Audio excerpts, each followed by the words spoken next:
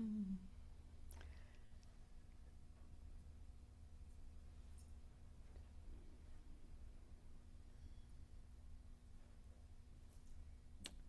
Okay, so it's 11 o'clock? Or is it 11? I thought it was 10. Okay. Yeah, it says here 11. Okay, so I want to welcome all of you to our Sunday meditation. I'm Janet Montes Diaz, one of the senior students that we take turns every week doing the Sunday meditation, except for the first Sunday of each month when we have our lamas. Usually our lamas are here and they give the Sunday meditation.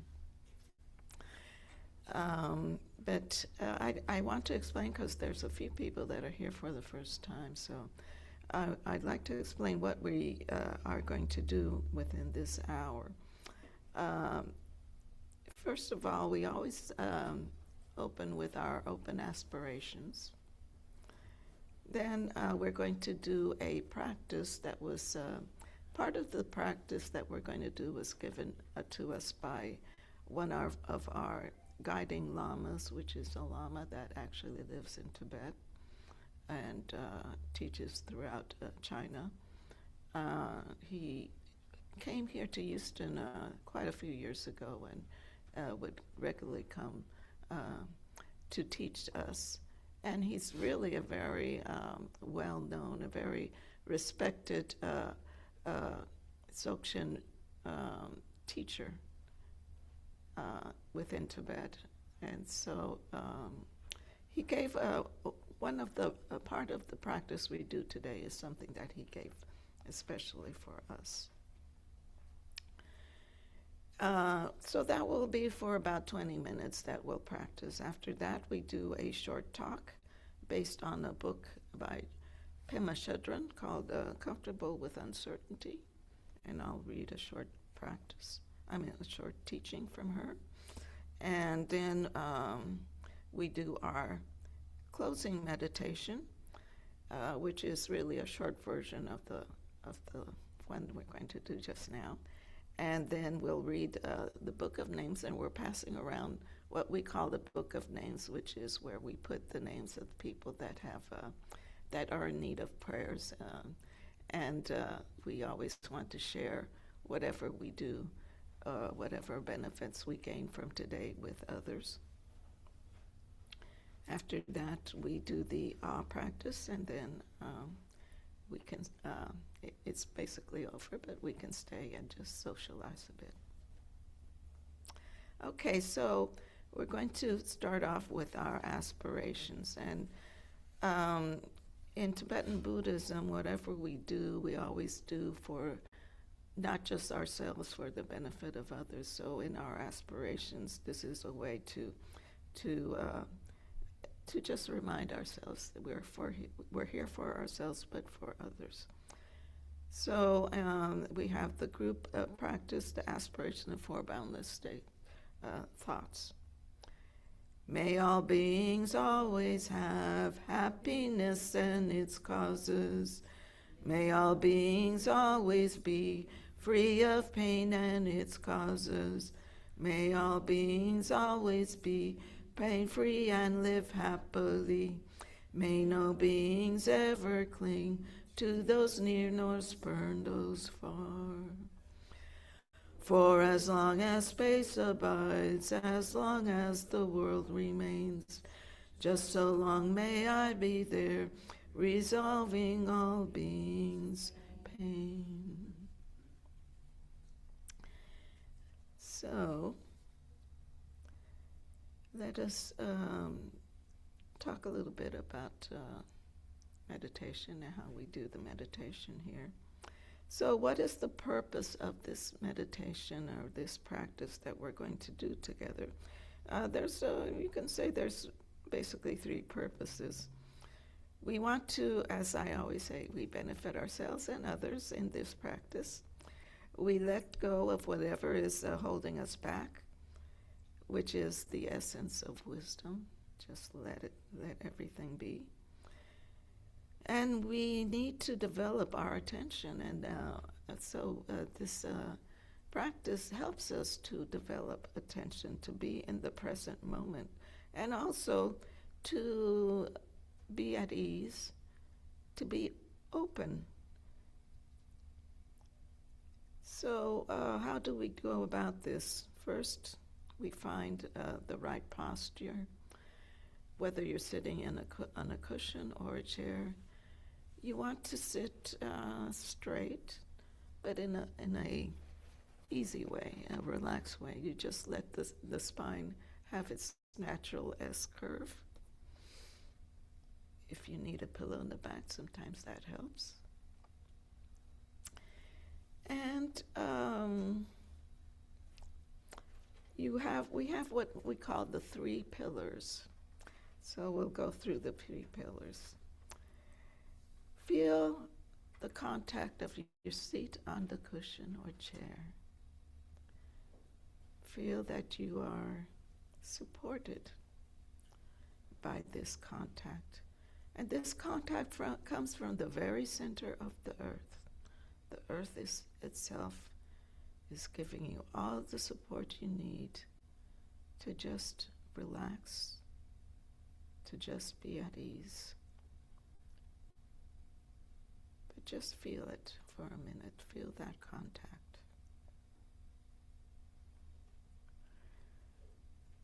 Now, you want to feel the support of your skeletal structure.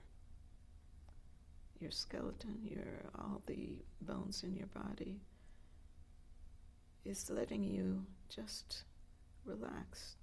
We have the natural S curve of the spine. We have our shoulder blades. We can also, it's good to just slightly open your mouth so all the muscles here relax. So we have that support, that skeletal structure. It's helping us relax all our muscles. We are at ease with all our muscles relaxed. Then within our body, we have what's called the central channel. This time, many times we just don't know it's there. But there is a central channel that goes from this energy center that is just below the navel, 3 finger width below the navel, 3 finger width deep is what we call in Tibetan the do, in your belly area. And from that area, energy will flow through what we call the central channel and will go up to the very top of your head. So one of the reasons why we do want to sit straight is to let that energy flow freely. Keep your chin slightly tucked in so that it goes through your neck up to the top of your head. So just feel those 3 pillars: contact, skeletal structure, central channel.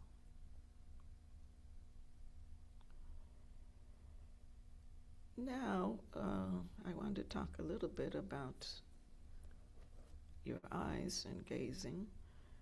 In our practice, we like to practice with our eyes slightly open, but just a very soft gaze in front of you, not really looking at anything.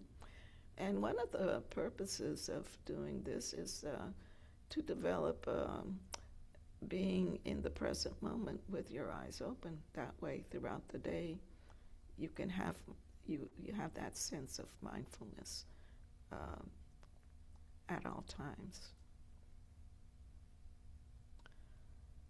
If this is too distracting because you're new to meditation, it's fine to close your eyes, but just keep that in mind that it's good sometimes to have the eyes open. So the next thing we have to concentrate on is our breath, because when we develop our attention, we have to focus our mind on something. So Tibetan Buddhism, the breath is really the best thing to focus on if you want to develop attention. The breath is always with us. The breath is always changing. We inhale, we exhale. So it's just a natural part of our body, and it can be a natural part of our mind also. And sometimes it's good to kind of visualize as you inhale, you're inhaling, and then that inhale is energy flow that goes to the do, and then as you exhale and the energy moves up. It can move up to the top of the head, it can move back to your nostrils. You can also just notice how the breath goes through your nostrils. And it's really what helps to develop our attention. Now we're going to chant. We're going to do this just observing the breath.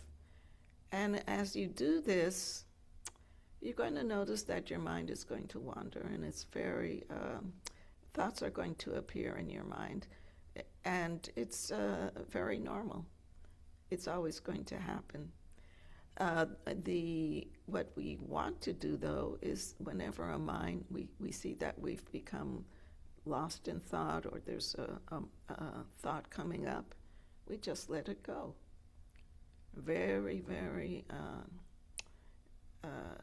tenderly, just let the thought dissipate, let it go back, and just go back to your breath. Now, there's different techniques that people use to do this. Whenever you see that you have a thought, you can say to yourself, thinking, and just let the thought go. Go back to the breath. Or you can say to yourself, ask yourself, why did I come here today? Why am I here? And that kind of helps to make you forget that train of thought and go back. So you'll go back to your breath as many times as you have to.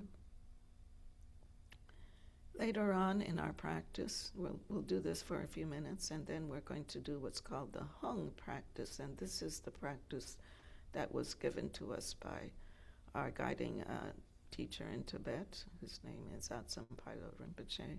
His picture is over here. And what we're going to do, we're going to chant a sacred syllable, which is the syllable hung. And hung is a syllable that in Tibet represents enlightened mind. We're just, this syllable has a color of blue. Maybe you can visualize that blue. But it's really just to say the letter hung and feel the vibrations go through your body. And later on, I'll explain how to do that. So let us start.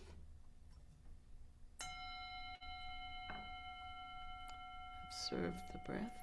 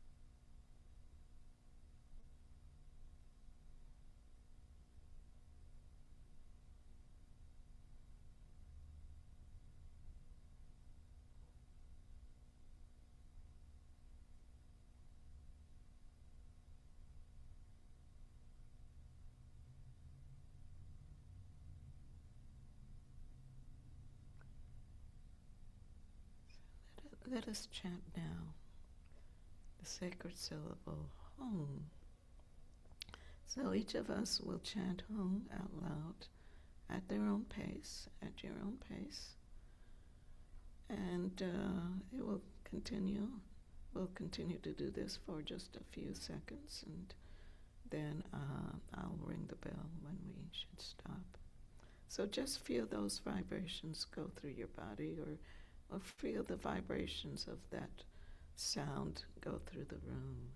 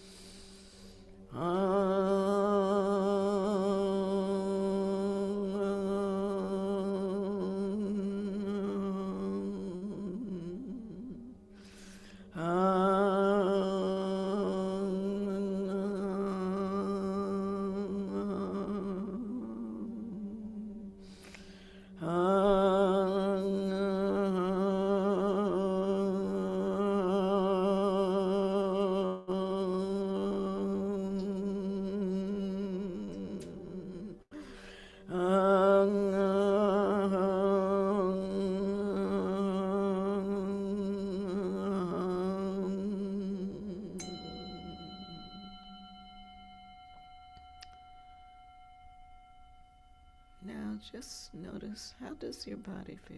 How does your mind feel?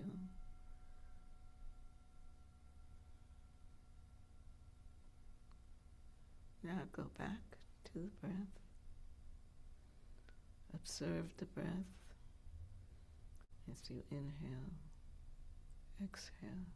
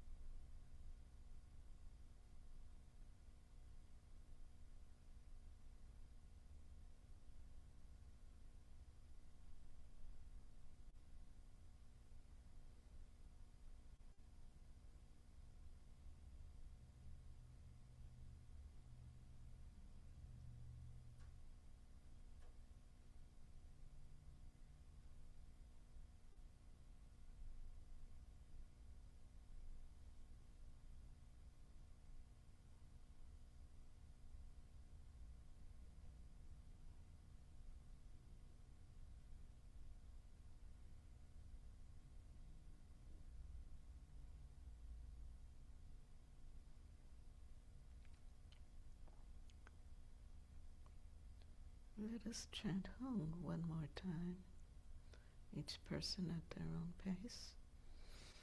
If you would, the people that are at a distance, you can unmute and chant along with us. Hung,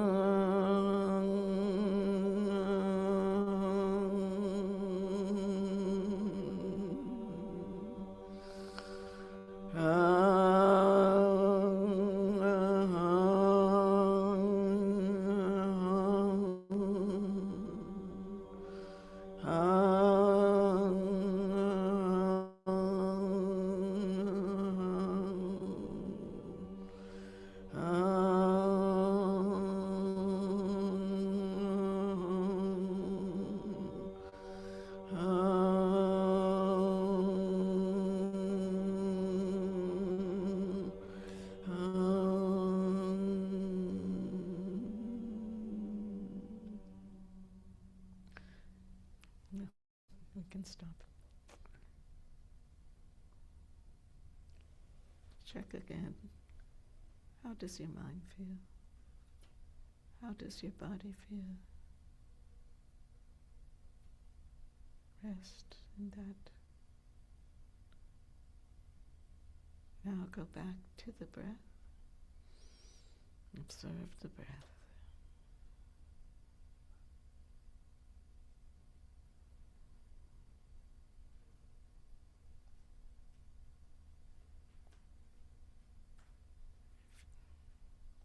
If you become lost in thought, say thinking, thinking. Back to the breath.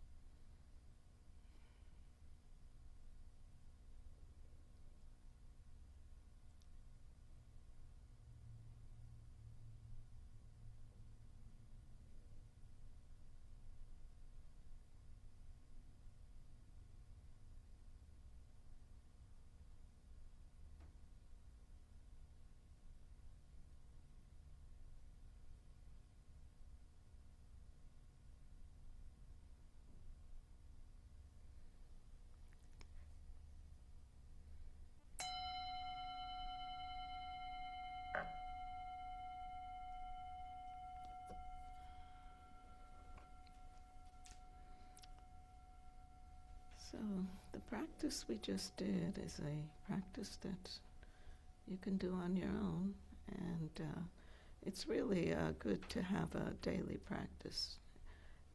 If you can meditate just even for 5 minutes during the day, it is very helpful in developing attention, being in the present moment, just being at ease and open.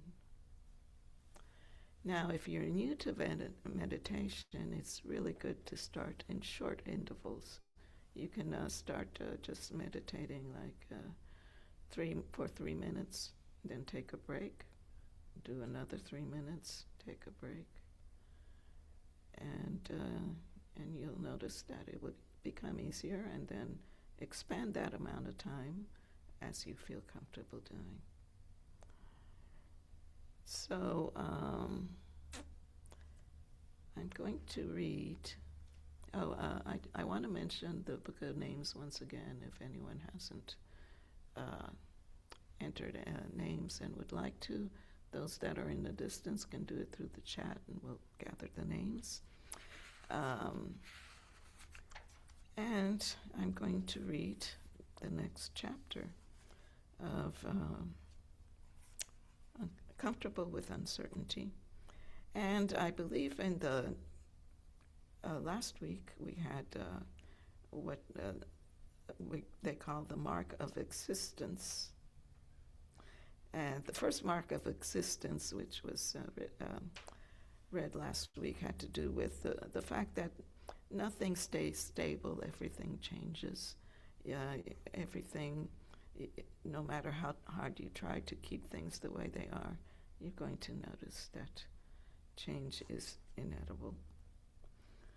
So this is the second, and it's called The Facts of Life, Egolessness. The second mark of existence is egolessness, sometimes called no self. These words can be misleading.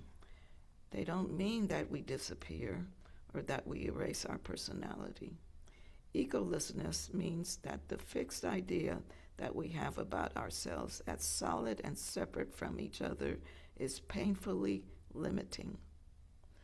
That we take ourselves so seriously that we are so absurdly important in our own minds is a problem.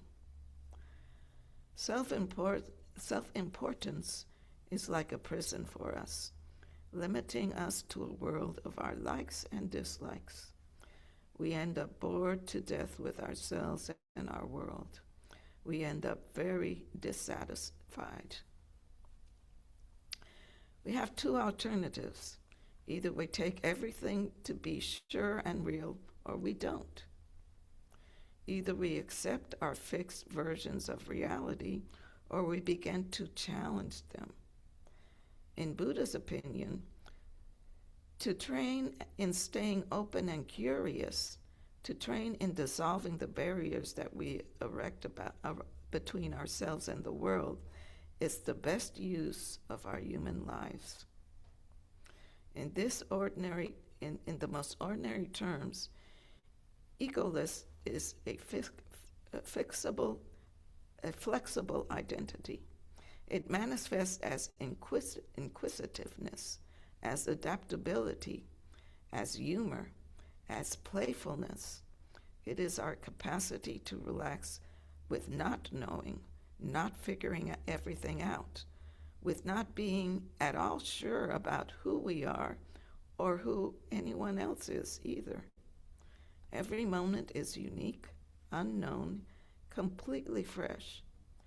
For a warrior in training, egolessness is a cause of joy rather than a cause of fear. So it's a very nice way to talk about egolessness, because a lot of times people become very afraid to think that we really don't have that existence that we think we have. We don't have that importance that we think we have. But you also have to remember that even though,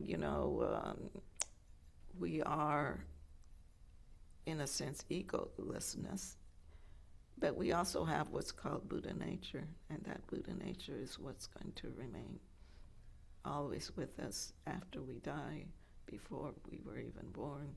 That Buddha nature is there.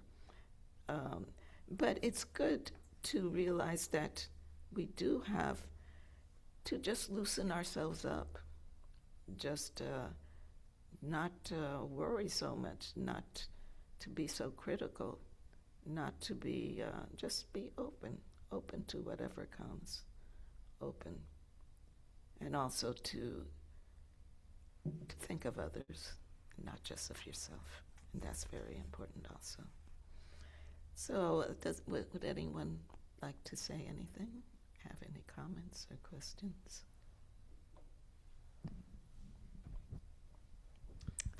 Yes. Hi, my name is Reed. I think it's very true what she was saying about, accepting sort of what's going on around you and making sure that you don't feel like you have to control everything, because obviously you can't do that anyways. And so I definitely feel like that's something that I need to work on, because I like to be in charge of everything. So like we're doing a group project for college right now, and then there's like a team leader, and so I'm kind of having to like work with like accepting how they're going to do things like differently than maybe I would have done it, since obviously it's not my role. But then also, being able to follow someone else or follow whatever is going on is probably what's going to be happening most of the time anyways, since you don't control like most of the external parts of your lives. So I thought that was a very good point. Yeah, and I also think it really helps you to feel at ease. It helps to just go with the flow, and not have everything the way you think it has to be. And so yeah, it's very true. Anyone else would like to say anything?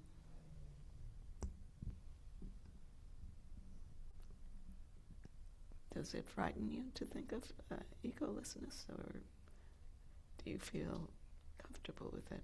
I guess when we first talked about it, because I've been here like 16 years, something like that. It is a kind of frightening to think, oh well, I really don't exist, or I'm a no self. But no, it's not. It doesn't have to be that way. But you have to be open. You have to be open, and the more self or selfish we are, the more closed in we are. So that it's just basically being open. Yes.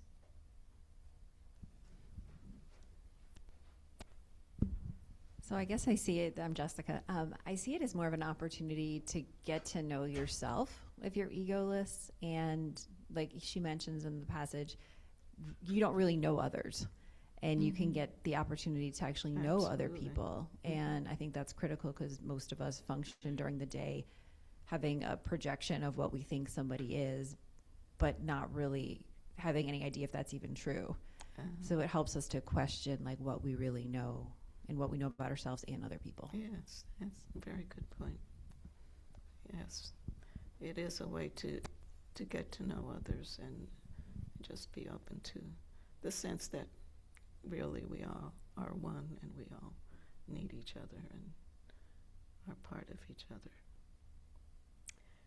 Okay, so anyone else? Unless anyone wants to say anything, I'll continue. Okay, I just want to mention that we do have some activities coming up, which is, I think, good for everyone. February 20th to the 22nd, this is on a weekend. It starts on a Sunday evening. We have a retreat called Seeing to Being. This is part 2 of the retreat, and it's part of what we call our Dzogchen Cycles program. It's going to be about the elements, the dakinis and the elements, and it's really a very nice way, especially if you're new to Buddhism in general, Tibetan Buddhism, to get to know what this is about, and how we can start out by just seeing things as we usually do, and then actually become aware with time of our being who we really are. So this will be on the weekend, the 20th to the 22nd. If you did not participate in the first part, you can. We had our first part in September, which is actually explains the core principles of seeing to being. If you're interested in that, you can ask to, whenever you register to Sokshin Cycles, you can ask to register for that, and you can see the recording of that. And it's also a weekend retreat. Then, during this period, the 22nd, and during that whole week is what we call Losar, which is the Tibetan New Year. So during this period of Tibetan New Year, we do have another activity, which we call the Losar Potluck, and that's on Saturday evening, September 21st, from 5:30 p.m. to 7:30 p.m. And here you bring your plate of food, and we share it with each other. We also have certain activities we do that they do in Tibet to bring good luck for the New Year, and so it's a celebration. It's really interesting, and if you want to know a little bit about Tibetan culture, it's a nice way to just come. It's a free event. Of course, you bring your own food. You bring food, but that's about it. And then it should be a vegetarian, ready-to-serve plates. So, because we try to avoid, consuming animals during that time, right? So these are two good events, and it's open to anyone if you'd like to join us. So as I was saying before, our lamas, which is Anne Klein and Harvey Emerson, which Anne Klein goes by Lama Riksen Drolma, and Lama Namgyel Dorje, which is Harvey Emerson. They are longtime Tibetan scholars. They have written books. Lama Riksen teaches at Rice University. She teaches religious studies there. And Harvey, her husband, is a psychotherapist in private practice, but he also has a PhD and has studied Tibetan Buddhism, and he's very knowledgeable. So he brings his psychotherapy mixed in with Tibetan Buddhist teachings, and it becomes very easy for us Westerners to understand the teachings. So they are here usually the first Sundays of each month. They weren't here last week because I think they were in New Mexico, but if you haven't met them yet, a good way to meet them the first Sunday of March, please come, and they will give a teaching, and they will give the meditation.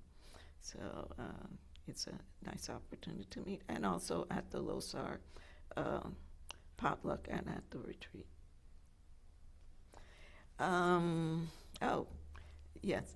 Well, I'll wait till the end to read the book of names, but we have all the names there. So let us go back to just doing a short session of the practice once more, and then we will do the book of names. So go back to observing the three pillars. Your contact with the cushion. That contact comes from the very center of the earth. just relax, knowing that you have that support. Your skeletal structure, giving your body all the support it needs to be upright with the spine straight and the natural S-curve. And just relax all those muscles, knowing that you have that support. Then the central channel, knowing that it's there, that the energy will flow from your belly area up to the top of your head. Now let us go back to observing the breath. Observe the breath as it goes in, out.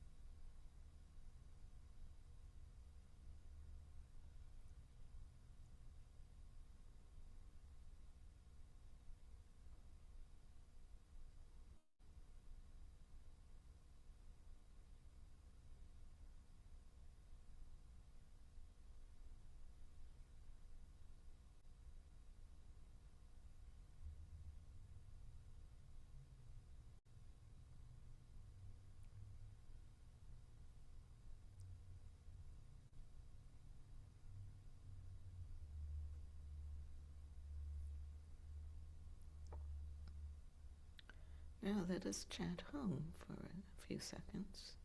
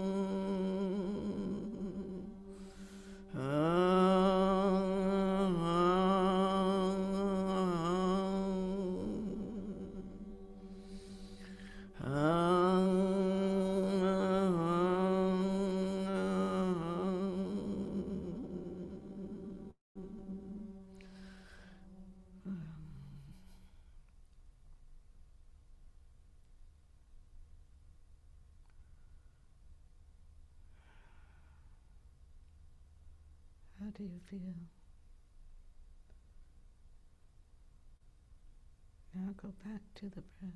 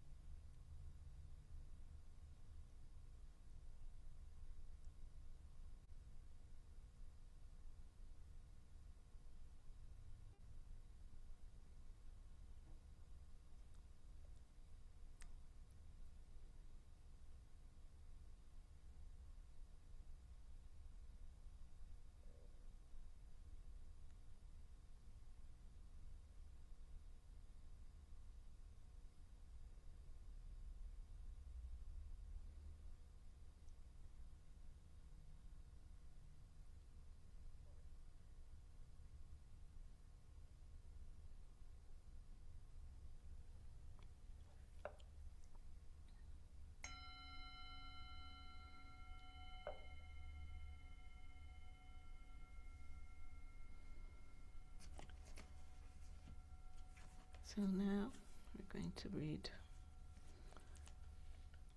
the Book of Names.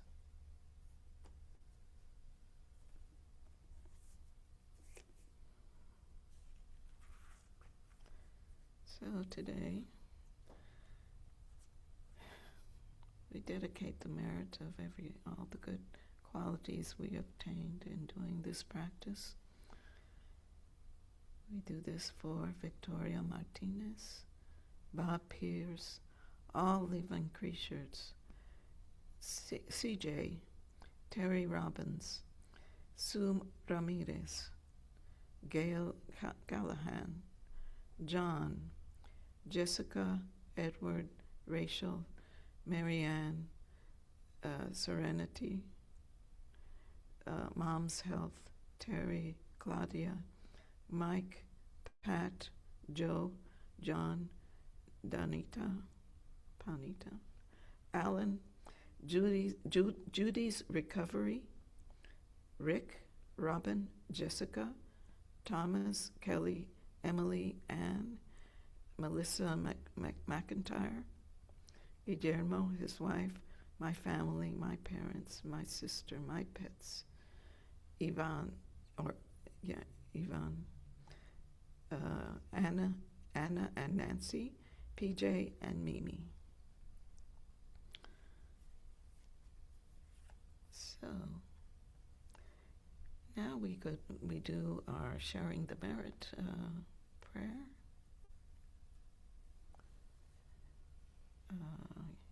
Okay.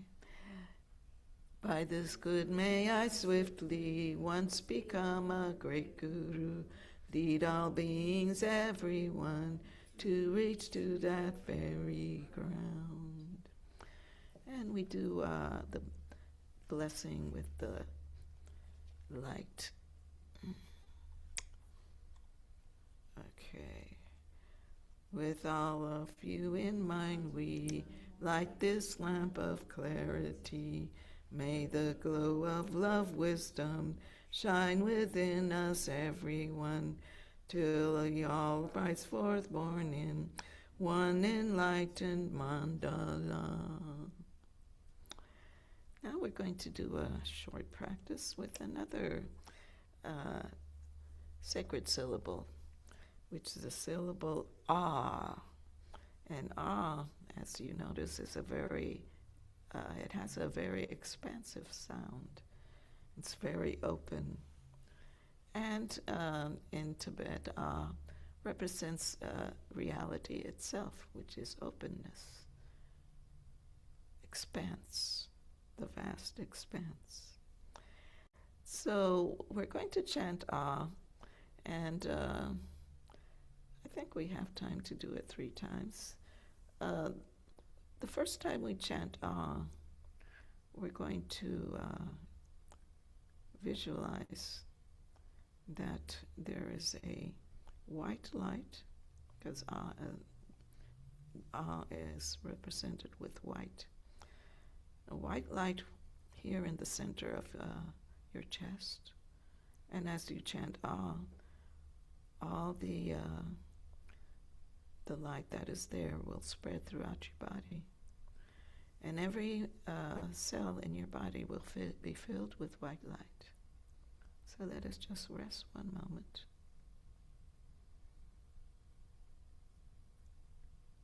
Now let us chant ah.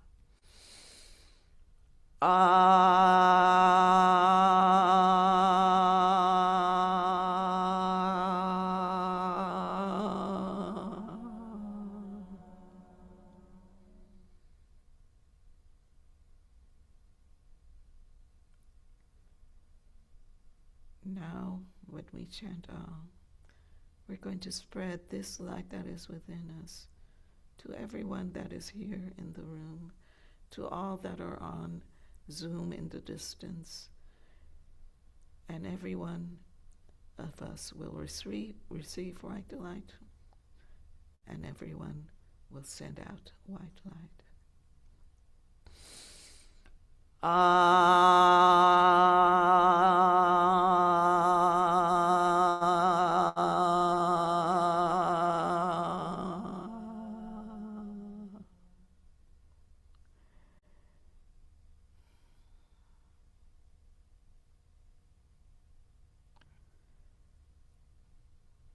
now. We chant white light. We chant Ah one more time.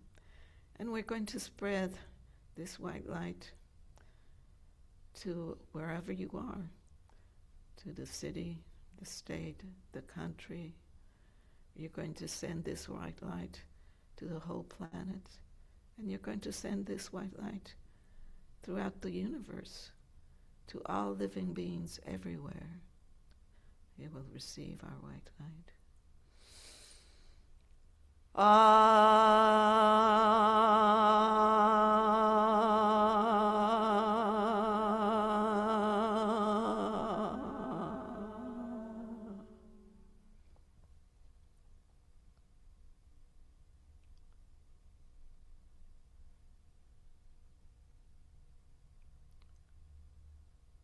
So I'd like to thank all of you for being here today. I hope you benefited from this and you will be here all the Sundays. So you can, if you'd like to just stay a little while and socialize, you're welcome to do so. And thank you once more.